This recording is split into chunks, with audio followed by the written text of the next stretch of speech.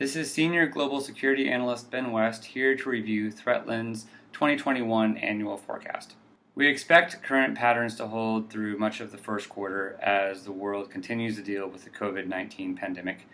However, improving climatic conditions and broader availability of the COVID-19 vaccine will contribute to a more opening up, more loosening of restrictions in place in the second quarter and definitely going into the third and fourth quarters of the year.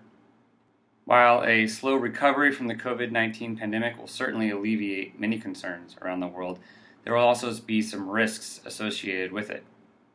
First, the transition from lockdown to gradual reopening will be a rocky one, and as we saw in 2020, transitions through major policy changes allow opportunities for radical actors to exploit. We've seen this play out in Europe with the development of protest movements such as Querdenken that have generally opposed government's restrictions on activity. We expect in 2021 those groups and similar groups to call for an accelerated reopening. Meanwhile, in the United States, 2021 is unlikely to see the same level of unrest that we saw in 2020. The same conditions just won't be there in 2021. However, I think one thing to watch for is as there is a gradual reopening, especially into the second half of 2021, we have to be concerned about the return of mass public shootings that we've seen in previous years. 2020 saw a huge drop-off in attacks. There were only 2 following the declaration of the pandemic in March. That's compared to 17 in the entirety of 2019. Another crisis that was muted in 2020 but will likely return in 2021 is the U.S.-Mexico border. We're already seeing indications of increased migrants heading north, heading to the U.S. border.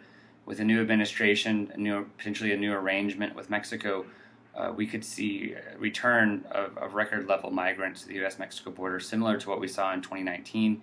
This could have pretty broad impacts on the movement of people and goods across the border, potentially even resulting in brief, isolated shutdowns of border crossings.